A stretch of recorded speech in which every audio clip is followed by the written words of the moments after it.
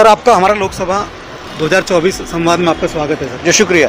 कौन सी राजनीति है? नीतीश कुमार जी को देख लीजिए, कम वोट कम सीट है उनकी, मुख्यमंत्री बने रहते हैं। तो ऐसे कौन सा गुण है नीतीश जी में जो कि तेजस्वी ने बोला कि पलटू चाचा हम आपका स्वागत फिर भी करते रहेंगे, आपने जो किया है उसमें कोई दिक्कत नहीं है, पर हम फिर भी आपका स्वागत करते हैं। अब तो डिजिटल तराजू आ गया है। गांव देहात में पहले तराजू होता था हाथ में रख करके तौलने वाला। आप देखते होंगे कि जब कोई कम पड़ रहा था, कोई एक पसगा उसको हमारे यहाँ बोलते हैं, एक ईंट या कुछ डाल देंगे, जिधर छोटा सा टुकड़ा रहता है लेकिन वो जिधर जाएगा उधर ही झुक जाएगा नीचे। तो अभी के वक्त में नीतीश कुमार की स्थिति बिहार में ऐसे ही है कि बिहार की राजनीति में वो अभी भी बहुत महत्वपूर्ण भूमिका में है। वो जिस भी खेमे में जाएंगे वो ब्लैकमेल करते हैं। वो ये बात तो डंके की चोट पर जातिगत जनगणना कराते हैं और कहते हैं कि जिसकी जितनी जनसंख्या है उसकी उतनी भागीदारी मिलनी चाहिए, लेकिन जनसंख्या के आधार पर विधायकों की संख्या सबसे कम है उनकी और सबसे ज़्यादा भागीदारी खुद निभाते हैं। मतलब कि वो भी सिद्धांतिक तौर पर दिवालिया हैं। तो वो ब्लैकमेल एक तरह से करते हैं। सेम ठीक वैसे ही जैसे कि इस बार आपने देखा होगा कि जीतन राम मांझी के 4 विधायकों वाली पार्टी ने किस तरह से ब्लैकमेल किया और नचा दिया पूरे सरकार को। तो आप जब मंत्री बन गए, जब आपकी जरूरत होती है तो आप ब्लैकमेल करते हैं और उसी के नतीजे से नीतीश कुमार कभी राजद के साथ सरकार बनाते हैं, मुख्यमंत्री बनते हैं, और कभी बीजेपी के साथ बनते हैं। लेकिन वहाँ भी कभी कार्यकर्ताओं से बात कीजिएगा तो कार्यकर्ता आपको बताएगा कि सबसे ज़्यादा विधायकों की संख्या मेरी और उप मुख्यमंत्री मेरा। अरे मुख्यमंत्री इसको बनना चाहिए, उप मुख्यमंत्री उनको बनना चाहिए। लेकिन जब राजनीति में जब ब्लैकमेलिंग की बात होती है, जब समझौता की बात होती है, तो अक्सर ये दृश्य आम होते हैं। लेकिन ये बात बिल्कुल सही है कि वो जो सुनहरा सपना दिखाया जा रहा था, जो किसान अपने खेतों में आज मालिक बने बैठे हैं, यदि वो कानून होता तो वो अपने खेतों में मजदूर बन के रह जाते। कानून से लेके ना, उस कानून को लेकर के ये किसानों को समझ में बात आ गई थी। आप बताइए कि आपको यदि आपकी तबीयत खराब हो जाए, पेट में दर्द हो जाए, माथा में दर्द हो जाए, डॉक्टर के यहाँ जाएंगे तो डॉक्टर पहले आपसे पूछेगा कि आपको किस चीज़ से परेशानी है, उसके हिसाब से दवा देगा। दवा पहले देगा, परेशानी बाद में पूछेगा। किसानों की स्थिति यदि आपको सुधारनी है तो किसानों का एक पैनल बनाइए, किसानों का एक्सपर्ट बुलाइए और किसानों से राय विचार लीजिए कि आपकी स्थिति कैसे बेहतर होगी। आपने किसानों से राय नहीं ली और इंजेक्शन ठोक दिया आपने, वो कराने लगा बेहतर दौड़ने के बजाय। प्रधानमंत्री मोदी जी ने पार्लियामेंट में ताल ठोक के कहा कि 370, यानी कि हमें 370 भी हटाया कहने के माना जाए और 370 सीट हमारी हैं, वहाँ भी दावा बोला जा रहा है और हम 400 पार जाएंगे। और सभी पार्टियों में जितनी विपक्षी पार्टी हैं, INA गठबंधन बना, वो भी कहीं टूटने की करार पर सब हो गया है और सब लोग बीजेपी में जा रहे हैं। जैसे कि प्राइवेट सेक्टर होता है उसमें लोग जॉब करते हैं, अब मुझे कहीं पैसे कम मिल रहे हैं, दूसरे ज़्यादा मिलते हैं, तो मैं स्विच कर जाता हूँ कहीं ना कहीं ऐसा तो नहीं है पार्टियों में कुछ ऐसा हो रहा हो? देखिए, भारतीय जनता पार्टी अभी के वक्त में हिंदुस्तान में जितनी भी राजनीतिक पार्टियां हैं सबसे ज़्यादा स्मार्ट पॉलिसी के साथ वो राजनीति कर रही है। भारतीय जनता पार्टी के पक्ष में जितने लोग हैं या जाने वाले लोग हैं, ये बात जब आप गौर करेंगे तो आपको देखेंगे कि हर पार्टी में अपने कुछ सैद्धांतिक तौर पर मजबूत कार्यकर्ता होते हैं। भारतीय जनता पार्टी में वो सैद्धांतिक तौर पर मजबूत कार्यकर्ता जो दरी बिछाते थे, कुर्सी लगाते थे, लगातार लंबे समय तक 10 साल, 15 साल, 20 साल तक कार्यकर्ता के तौर पर उन्होंने काम किया है, आज वो अपने आप में बहुत ज़्यादा निराश और मायूस है। ऐसा इसलिए कि जिस विपक्षी पार्टी के लोगों की लगातार वो आलोचना करते रहे, जिसे वो अपनी पार्टी के सिद्धांत के विरुद्ध आदमी समझते रहे, अचानक भारतीय जनता पार्टी उसे आत्मसात करती है, अपने खेमे में लाती है और उसे महत्वपूर्ण पद पे विराजमान भी करा देती है। इस बात से उनके खुद के कार्यकर्ता काफ़ी निराश। पर मुँह खोल के बोलते क्यों नहीं है फिर वो? नहीं, अब उसकी दूसरी बात यह है कि जब आप भारतीय जनता पार्टी के काम करने की जो शैली है उसको देखेंगे कि कांग्रेस पार्टी का कोई एक कार्यकर्ता या एक कोई पदाधिकारी या एक कोई मंत्री या विधायक यदि पार्टी से बाहर निकाला जाता है तो फिर वो चारों तरफ खड़ा होकर के पार्टी की बखिया उघेड़ देता है और वो कहता है कि लोकतंत्र में हमें ये अधिकार है आलोचना करने की, हम जिस पार्टी में थे नहीं हमें चला, हम नई नीतियों से सहमत है, हमने ये बात की। लेकिन भारतीय जनता पार्टी में मंत्री कौन का है, मुख्यमंत्री समेत गुजरात के सब सारे टीम बदल दिए जाते हैं, पूरे प्लेयर की टीम बदल, MP का पूरा चेंज कर दिया और कोई चू शब्द नहीं बोलता है। ये जिसे आप अनुशासन कह रहे हैं वो खामोशी है, वो डर है, वो कहीं ना वो डर ये है कि आज के वक्त में भारतीय जनता पार्टी पार्टी पे बहुत बड़ा एक इल्जाम भी लगा रहे हो सर, ये कि खम्बों की है कि पुराने कार्यकर्ता। हाँ, निश्चित तौर पे आप किसी मैं तो पार्टी का कार्यकर्ता नहीं हूँ, लेकिन सचमुच में किसी पार्टी के कार्यकर्ता से यदि पूछेंगे, बिहार के संदर्भ में उससे आप बात करेंगे कि कल शाम तक तुम नीतीश कुमार को भ्रष्टाचारी बता रहे थे, कल शाम तक बोल रहे थे कि निकम्मा है, बिहार को गर्त में डाल दिया, और आज सुबह होते होते एक शाम के बाद में आप तुम्हारी आवाज़ बदल गई और तुम कह रहे हो कि नहीं ये विकास पुरुष है। ये नीतीश कुमार भी बोले थे कि मर जाएंगे हम, बीजेपी में नहीं जाएंगे। गृह मंत्री ने कहा था दरवाजे नहीं खुलेंगे, उन्होंने भी दरवाजे खोल दिए। अभी भी एक उप मुख्यमंत्री हैं, उन्होंने देखा होगा आपने, वो मुरेठा बांध के, हम लोग यहाँ बिहारी भाषा में बोलते हैं, पाग जिसको बोलते हैं, वो बांधे हैं। उन्होंने कहा था कि जब तक मुख्यमंत्री की कुर्सी पर से हम नीतीश कुमार को नहीं हटाएंगे ये पाग नहीं खोलेंगे। अब हमें लगता है कि शायद किसी दिन नीतीश कुमार ही खोल दें वो। तो देखिए सच बात यह है कि सैद्धांतिक तौर पर भारतीय जनता पार्टी में ऐसा कुछ नहीं रह गया है कि आप सिद्धांतों की बात करें। केवल और केवल सत्ता में बने रहना, सत्ता प्राप्त करना, अलग अलग स्टेट में वो किस तिकड़म से, किस जोड़ तोड़ से सत्ता की प्राप्ति हो, पूरा ध्यान उसी पे फोकस है। नमस्कार, मैं आपके साथ राज सिंह भाटी। आप देख रहे हैं राज न्यूज एक्सप्रेस, राज न्यूज अमृतवाणी की खास रिपोर्ट। हमारा खास प्रोग्राम 2024 लोकसभा नेताजी संवाद में हमारे साथ हैं संजीव कौशिक जी, जो पॉलिटिक्स एनालिस्ट हैं। हमसे बात करेंगे सर 2024 में जो सर आपका हमारा लोकसभा 2024 संवाद में आपका स्वागत है सर। जी शुक्रिया। आपका सर शुभ नाम क्या सर पूरा? मेरा नाम संजीव कौशिक है और संजीव कौशिक जी, अभी 2024 का लोकसभा इलेक्शन आने वाला है। उसमें माननीय प्रधानमंत्री मोदी जी ने पार्लियामेंट में ताल ठोक के कहा कि 370 यानी कि हमें 370 भी हटाया कहने के माना जाए और 370 सीट हमारी हैं, वहाँ भी दावा बोला जा रहा है और हम 400 पार जाएंगे। और सभी पार्टियों में जितनी विपक्षी पार्टी हैं, आईएनए गठबंधन बना वो भी कहीं टूटने की कगार पे सब हो गया है और सब लोग बीजेपी में जा रहे हैं। जैसे कि प्राइवेट सेक्टर होता है उसमें लोग जॉब करते हैं, अब मुझे कहीं पैसे कम मिल रहे हैं, दूसरे ज़्यादा मिलते हैं तो मैं स्विच कर जाता हूँ कहीं ना कहीं ऐसा तो नहीं है पार्टियों में कुछ ऐसा हो रहा हो? नहीं। देखिए, भारतीय जनता पार्टी अभी के वक्त में हिंदुस्तान में जितनी भी राजनीतिक पार्टियां हैं सबसे ज़्यादा स्मार्ट पॉलिसी के साथ वो राजनीति कर रही है। भारतीय जनता पार्टी के पक्ष में जितने लोग हैं या जाने वाले लोग हैं, ये बात जब आप गौर करेंगे तो आपको देखेंगे कि हर पार्टी में अपने कुछ सैद्धांतिक तौर पर मजबूत कार्यकर्ता होते हैं। भारतीय जनता पार्टी में वो सैद्धांतिक तौर पे मजबूत कार्यकर्ता जो दरी बिछाते थे, कुर्सी लगाते थे, लगातार लंबे समय तक 10 साल, 15 साल, 20 साल तक कार्यकर्ता के तौर पे उन्होंने काम किया है, आज वो अपने आप में बहुत ज़्यादा निराश और मायूस है। ऐसा इसलिए कि जिस विपक्षी पार्टी के लोगों की लगातार वो आलोचना करते रहे, जिसे वो अपनी पार्टी के सिद्धांत के विरुद्ध आदमी समझते रहे, अचानक भारतीय जनता पार्टी उसे आत्मसात करती है, अपने खेमे में लाती है और उसे महत्वपूर्ण पद पर विराजमान भी करा देती है। इस बात से उनके खुद के कार्यकर्ता काफी निराश रहते हैं। जो पुराने कार्यकर्ता उसका कहीं का निराश है और पर मुंह खोल के बोलते क्यों नहीं है फिर वो? नहीं, अब उसकी दूसरी बात यह है कि जब आप भारतीय जनता पार्टी के काम करने की जो शैली है उसको देखेंगे कि कांग्रेस पार्टी का कोई एक कार्यकर्ता या एक कोई पदाधिकारी या एक कोई मंत्री या विधायक यदि पार्टी से बाहर निकाला जाता है तो फिर वो चारों तरफ खड़ा होकर के पार्टी की बखिया उघेड़ देता है और वो कहता है कि लोकतंत्र में हमें ये अधिकार है आलोचना करने की, हम जिस पार्टी में थे नहीं हमें चला, हम नई नीतियों से सहमत है, हमने ये बात की। लेकिन भारतीय जनता पार्टी में मंत्री कौन का है, मुख्यमंत्री समेत गुजरात के सारे टीम बदल दिए जाते हैं, पूरे प्लेयर की टीम बदल, एमपी का पूरा चेंज कर दिया और कोई चू शब्द नहीं बोलता है। ये जिसे आप अनुशासन कह रहे हैं वो खामोशी है, वो डर है, वो कहीं ना वो डर ये है कि आज के वक्त में भारतीय जनता पार्टी जी पार्टी पे बहुत बड़ा एक इल्जाम भी लगा रहे हो सर ये कि खामोशी है कि पुराने कार्यकर्ता। हाँ, निश्चित तौर पे आप किसी मैं तो पार्टी का कार्यकर्ता नहीं हूँ, लेकिन सचमुच में किसी पार्टी के कार्यकर्ता से यदि पूछेंगे, बिहार के संदर्भ में उससे आप बात करेंगे कि कल शाम तक तुम नीतीश कुमार को भ्रष्टाचारी बता रहे थे, कल शाम तक बोल रहे थे कि निकम्मा है, बिहार को गर्त में डाल दिया, और आज सुबह होते होते एक शाम के बाद में आप तुम्हारी आवाज़ बदल गई और तुम कह रहे हो कि नहीं ये विकास पुरुष है। कहीं ना कहीं गृह मंत्री जी ने बोला था कि नीतीश जी के दरवाजे बंद हो चुके हैं और फिर नीतीश जी ने कि फिर बीजेपी में चले गए, ये भी सब लोगों ने सुना है। देखिए, नीतीश कुमार भी बोले थे कि मर जाएंगे हम, बीजेपी में नहीं जाएंगे। गृह मंत्री ने कहा था दरवाजे नहीं खुलेंगे, उन्होंने भी दरवाजे खोल दिए। अभी भी एक उप मुख्यमंत्री हैं, उन्होंने देखा होगा आपने, वो मुरेठा बांध के, हम लोग यहाँ बिहारी भाषा में बोलते हैं, पाग जिसको बोलते हैं, वो बांधे हैं। उन्होंने कहा था कि जब तक मुख्यमंत्री की कुर्सी पर से हम नीतीश कुमार को नहीं हटाएंगे ये पाग नहीं खोलेंगे। अब हमें लगता है कि शायद किसी दिन नीतीश कुमार ही खोल दें वो। तो देखिए सच बात यह है कि सैद्धांतिक तौर पर भारतीय जनता पार्टी में ऐसा कुछ नहीं रह गया है कि आप सिद्धांतों की बात करें।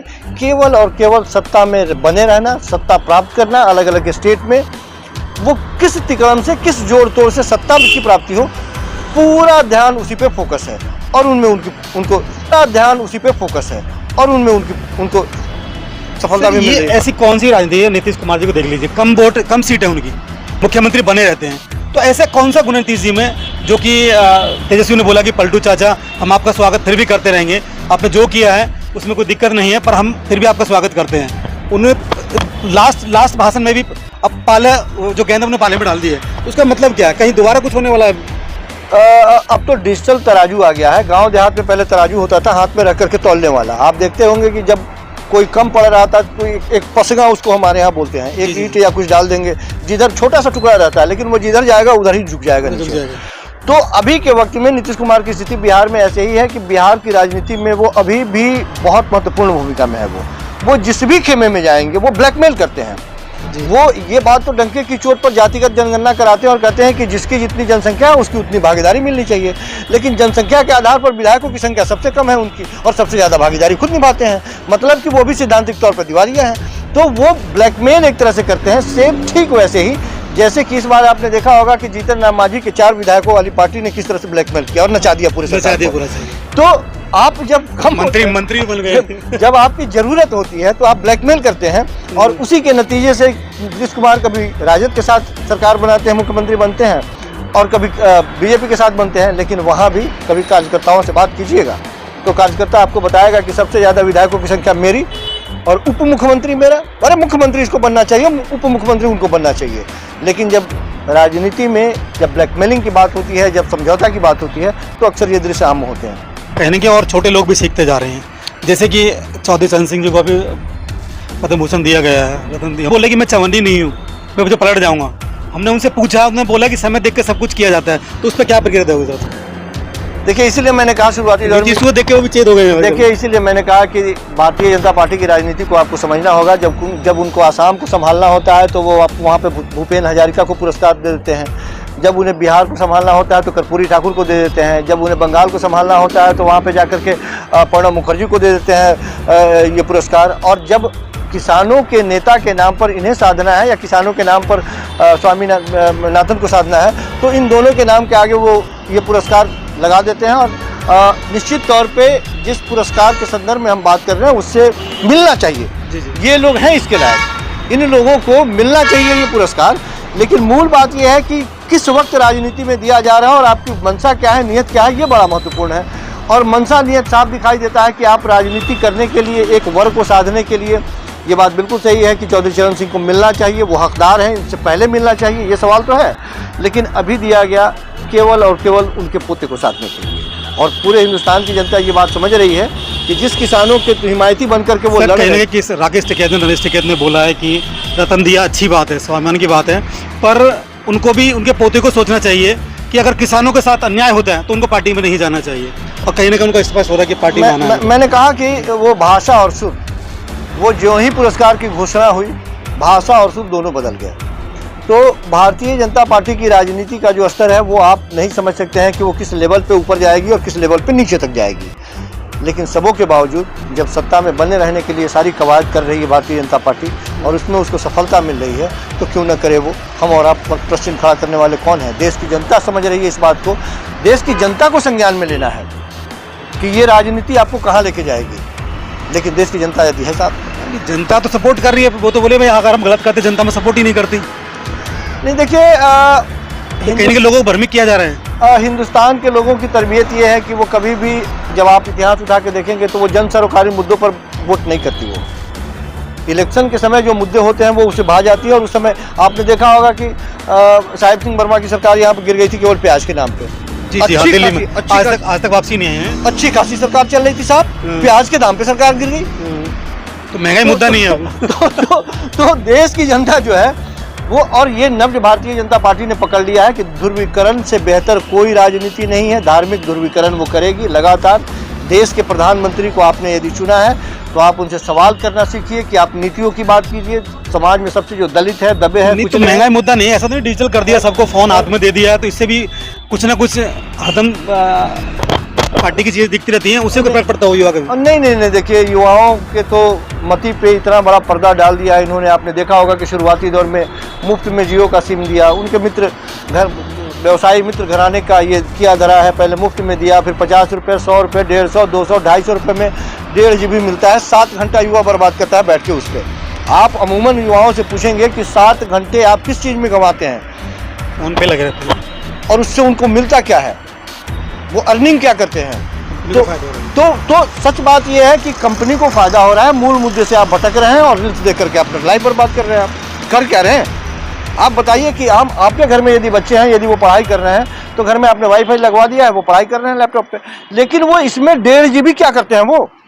सही बात है, 1.5 GB। तो 1.5 GB ऐसे खर्च नहीं होता है, वो आपके 5 से 7 घंटे उसमें जाएंगे। जो आप श्रम करते, जो पढ़ाई करते, दुकान पे जाते, काम करते, कहीं से 2 पैसा अर्निंग की बात करते, वो आपका बर्बाद कर रहा है। ये तो देश के पीढ़ी को तो बर्बाद करने के लिए ठान कहीं कि बच्चा भी आलसी होता जा रहा है फ़ोन के चक्कर में। अरे साहब, ये फ़ोन नहीं था तो घर से बाहर निकलते थे, 4 दोस्तों से मिलते थे, घर का काम करते थे। आज अपने घर में आप महसूस कर लेंगे, बच्चे यदि आप मोबाइल लेके बैठे हुए हैं, उन्हें कोई काम बता दीजिए, वो शॉर्टकट की बात करेंगे वो। हाँ, फटाफट हो जाए। सर, आपने जियो की बात करी है। जियो से किसानों को एक सीख मिली है कि वो बिल आए थे, बिल में बोला कि भाई प्राइवेट में आपका बिकेगा, मंडी रेट से ज़्यादा रेट में बिकेगा। तो किसान कहते हैं जो जियो आया था, जियो पहले फ्री दिया, तो ऐसे ही जो ठेकेदार आएंगे वो माल को तेज़ पैसे में खरीदेंगे, 3-4-5 साल खरीदेंगे, मंडियाँ खत्म हो जाएंगी। और उसी को लेके बार बार हम भी जाते हैं, क्वेश्चन करते हैं उसे, बोले सर आपने जियो देखा है, जियो कैसे आया था, आज जियो देख लीजिए कैसा है। तो सर उसमें क्या कहोगे? देखिए, व्यवसायी कभी भी घाटे का सौदा नहीं करता है वो, और वो इतना स्मार्ट होता है कि आज यदि वो शतरंज के जैसे चाल चल रहा है तो उसको पता होता है कि अगले 3, 4, 5, 10 जगह पर 10 चाल में किसको मात देना है और कहाँ से किसको गिरा देना है। वो एक बड़ा ही रणनीति बना के बड़े ही सधे कदम के साथ व्यवसाय चलता है। वो जो 3 कानून अब तो रहे ही नहीं, सीख तो मिली है। लेकिन ये बात बिल्कुल सही है कि वो जो सुनहरा सपना दिखाया जा रहा था, जो किसान अपने खेतों में आज मालिक बने बैठे हैं, यदि वो कानून होता तो वो अपने खेतों में मजदूर बन के रह जाते। कानून से लेके ना, उस कानून को लेकर के ये किसानों को समझ में बात आ गई थी। आप बताइए कि आपको यदि आपकी तबीयत खराब हो जाए, पेट में दर्द हो जाए, माथा में दर्द हो जाए, डॉक्टर के यहाँ जाएंगे तो डॉक्टर पहले आपसे पूछेगा कि आपको किस चीज़ से परेशानी है, उसके हिसाब से दवा देगा। दवा पहले देगा, परेशानी बाद में पूछेगा। किसानों की स्थिति यदि आपको सुधारनी है तो किसानों का एक पैनल बनाइए, किसानों का एक्सपर्ट बुलाइए और किसानों से राय विचार लीजिए कि आपकी स्थिति कैसे बेहतर होगी। आपने किसानों से राय नहीं ली और इंजेक्शन ठोक दिया आपने, वो कराने लगा बेहतर दौड़ने के बजाय। तो वो जो चालें चली गई थी वो तो अब निष्प्रभाव हो गई, उस पर ज़्यादा बात करने की जरूरत नहीं है। सर, IND गठबंधन बना था, अभी वो बना भी है, चल भी रहा है, तो उसकी प्रतिक्रिया में क्या करो? रोज टूट रहा है, कुछ ना कुछ दिक्कतें आती जा रही हैं, तो दूसरा कोई चेहरा भी नहीं है लोगों के सामने, तो इसमें क्या? देखिए, ये कहना उचित नहीं है कि चेहरा नहीं है। ये बात बिल्कुल सही है कि भारत के इतिहास में जवाहरलाल नेहरू के बाद में यदि किसी की लोकप्रियता सबसे चरम पे है तो वो आदरणीय मोदी जी की है। हमारे देश के प्रधानमंत्री हैं, हम भले उनकी आलोचना करते हो लेकिन जो सच है वो सच है। तो मुझे लगता है कि ऐसे व्यक्ति के बरक्स यदि किसी को खड़ा करना है तो निश्चित तौर पर आपको उसके चालों को समझना होगा पहले कि आखिर वो स्मार्ट क्यों है, आखिर उसको लगातार जीत क्यों मिल रही है, आखिर वो लगातार विपक्षी पार्टियों को मात पे मात क्यों दे रहा है। तो उसकी सबसे बड़ी ताकत है जमीन पे उतरे हुए कार्यकर्ता।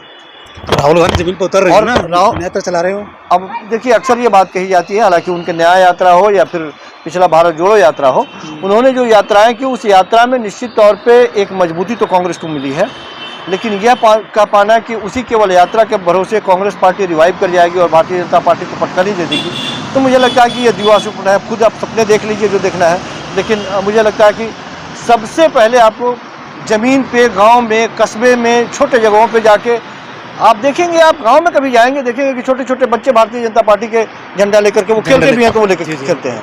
तो ये जो उनके जेहन में बात बैठा दी गई है, कभी वो कांग्रेस का झंडा हुआ करता था, तो कांग्रेस की उदासीनता ने कांग्रेस को हाशिए पे धकेल दिया है। कांग्रेस, देखिए कांग्रेस का इतिहास जब आप निकाल के देखेंगे तो आपको पता चलेगा कि तकरीबन 138-40 साल के इतिहास में कांग्रेस पार्टी 50 बार से ज़्यादा टूटी है, लेकिन बावजूद इसके 10 साल पहले उसी की सरकार थी और लगातार 10 साल तक सरकार थी। कांग्रेस एक ऐसा सिद्धांत है, ऐसा समन्वय बना के चलती है, सर्वधर्म समभाव का भाव रखती है, जिसको आज भी लोग चाहते हैं कि ये मजबूत हो, आए, फिर वापस काम करे। कम से कम समाज में विद्वेष की भावना वो नहीं फैलाती थी, आपको बांटती नहीं थी वो। आज के वक्त में क्या हो रहा है, आप सोशल मीडिया निकाल के देखेंगे, सच पूछिए तो अब से वही हमारे घरों में नहीं आती, नहीं आती, और हमारे घरों में भी कोई दिवाली बनाने नहीं आता, होली बनाने नहीं आता। ये जो दीवार पैदा हो गई है पिछले कुछ वर्षों में, हम लोग गांव के रहने वाले लोग हैं और इस चीज़ को बड़े नज़दीक से हम लोगों ने देखा है। सरकारें तो बना ली जाएंगी इस तरह की दीवारें खड़ा करके, लेकिन हिंदुस्तान को कैसे बचा पाएंगे, ये अहम सवाल है। सर, तोड़फोड़ सब कुछ हो रहा है, राहुल गांधी के चचेरे भाई हैं वरुण गांधी जी, आखिर उनकी इच्छा है तो ये हाथ क्यों नहीं मिला लेते? देखिए, उनकी इच्छा है, बार बार जाहिर होता है कि पार्टी कई बार राहुल गांधी से उनके संदर्भ में बातचीत लोगों ने किया, आप जैसे पत्रकारों ने जब बातचीत किया तो राहुल गांधी खुलेआम कहते हैं कि भाई है मेरा, निश्चित तौर पे उसके लिए सम्मान है, स्वागत है, जब आना चाहे स्वागत है। लेकिन पिछले कुछ वर्षों में जिस तरह की प्रवृत्ति रही है वरुण गांधी की, जो एग्रेसिवनेस रहा है उनमें, जो आक्रामकता उन्होंने दिखाई है, आदमी के फितरत का पता चलता है कि आप में लाख परिवर्तन हो जाए लेकिन वो फितरत जो आपके अंदर है वो बदलने वाला नहीं है। तो उनकी जो फितरत रही है वो भारतीय जनता पार्टी लंबे समय तक उसकी राजनीति की उन्होंने, वो आक्रामक रहे, हिंदुत्व तेवर को लेकर के रहे, वो सारी चीज़ें विचारधारा को लेकर के कांग्रेस में समाहित होना, मुझे लगता है कि कांग्रेस पार्टी को ये असहज लगता है, जिसके वजह से आने के लिए स्वागत है, लेकिन आके वो बेहतर तरीके से परफॉर्म कर पाएंगे, मुझे ऐसा नहीं लगता। ऐसा तो नहीं कि राहुल गांधी जी को डर है कि वरुण गांधी की पार्टी हत्या लेगा? नहीं, ऐसा तो संभव नहीं है। जी, मोदी जी पहले ऐसे न्यूट्रल थे कभी, मोदी जी आए, पार्टी में सब कुछ किया उन्होंने और आज पावरफुल है। पहले को जानता था कि माननीय प्रधानमंत्री मोदी जी बनेंगे? मोदी जी के प्रस्तावक राजनाथ सिंह ही है। और कल एक दृश्य आपने देखा होगा, पता नहीं सोशल मीडिया पे दौड़ रहा है कि जब फूलों के माला कुछ डालने की कोशिश हो रही है तो कैसे उनको पीछे हटा दिया। पहली बार में पीछे ही नहीं हटाया जा रहा है, वो उनके गले से माला भी उतार लिया जा रहा है। और बगल में नड्डा जी की भी वही स्थिति है, कमोबेश राजनाथ सिंह की वही स्थिति है, गडकरी साइड में खड़े हैं और दो लोगों ने पूरा हाईजैक किया हुआ है। ये सच है हिंदुस्तान की राजनीति। तो राहुल गांधी को डर तो नहीं है कहीं? और नहीं, राहुल चेहरा है, वरुण गांधी चेहरा है, लोग मानते हैं भाई युवा है, जोश है उसके अंदर, कहीं ना कहीं अच्छा परफॉर्मेंस कर सकता है इसके अंदर। केवल आ जाने से या किसी पार्टी में चले जाने से आपको पूरे पार्टी आप हाईजैक कर लेंगे, मुझे लगता है कि ये थोड़ी सी जल्दीबाजी होगी। आप पार्टी में जाएंगे, आपके एक्सेप्शन कितने हैं, कितना आपको स्वीकार किया जाएगा, कितने लोग आपके साथ जाएंगे, इस पर ही प्रश्न चिन्ह है। तो आगे की बात तो सर आपसे हम एक बात करना चाहेंगे कि पंजाब में इलेक्शन हुए थे मेयर के जी, और उसमें कहीं ना कहीं बीजेपी का चेयरमैन बना है, मेयर बना है उसमें। आज जब सुप्रीम कोर्ट में उसका जजमेंट आया है तो आम आदमी पार्टी को उन्होंने घोषित किया है, जो कोर्ट ने किया है, तो सर इसमें क्या कहना चाहोगे, क्या था पूरा ये? देखिए 30 जनवरी को जब वो मेयर का चुनाव हुआ था और भारतीय जनता पार्टी के जब मेयर चुने गए थे, वो धांधली करके, वो भी 36 वोटों के बंटवारे में भी इतनी बड़ी धांधली कर गई, भारत के इतिहास में पहली बार ऐसा हुआ। सर कहीं ना कहीं ऐसा तो नहीं कि केजरीवाल कैमरा काम दे गया? तो कुछ भी काम दे जाए, लेकिन आप कल्पना कीजिए कि सुप्रीम कोर्ट ने जो वर्डिक्ट दिया है और जो उसने भाषा का इस्तेमाल किया है, देश के प्रधानमंत्री को, देश के सबसे बड़े पार्टी के अध्यक्ष ने 30 जनवरी को ये शुभकामनाएं दी थी कि धन्यवाद मोदी जी आपको कि आपने मेयर का चुनाव इतना बेहतरीन तरीके से कराया और चंडीगढ़ में भारतीय जनता पार्टी के मेयर चुने गए। आज वो माफ़ी मांगेंगे क्या? जो अनिल मसीह जो वहाँ पे प्रिजाइडिंग ऑफिसर बना हुआ था, वो भारतीय जनता पार्टी का माइनॉरिटी सेल का कार्यकर्ता है, वो पदाधिकारी है, वो उसको बना दिया, पदाधिकारी बना दिया आपने। आंखों के सामने, कैमरे के सामने धृष्टता देखिए कि वो चिन्ह लगा रहा है और उसके बाद में उसने जिस तरह से घोषित कर दिया, ये देखिए। हम तो बार बार ये बात बोल रहे हैं कि 36 वोटों में इतने बेशर्मी से, ढिठाई के साथ यदि घपला हो सकता है तो 90 करोड़ लोग जब हिंदुस्तान के लोग वोट करते होंगे ईवीएम में, लोकसभा में, तो पता नहीं वोट कौन कहाँ जाता होगा। आप सोच लीजिए। तो ये एक वानगी भर है, देश के लोगों को सोचना है कि लोकतंत्र कैसे जीवित रहेगा, रखना है या इसी तरह से, और मोदी जी को मजबूत करना है, देश की जनता के हाथ में है भाई। कुछ सर, आप सर से हमने बात किया, सर ने सभी जवाब दिए, आप खुद देख लीजिए क्या देश के अंदर चल रहा है। और ऐसी ही खबर देखने के लिए चैनल को सब्सक्राइब करें, लाइक करें, शेयर करें, कमेंट करें। हम 2024 लोकसभा संवाद में फिर किसी और दूसरी हस्ती से मिलेंगे। ऐसी खबर देखने के लिए हमें सपोर्ट करें और चैनल को सब्सक्राइब जरूर करें, खबर को फॉरवर्ड जरूर करें। हर खबर पाइए सीधा अपने मोबाइल पर।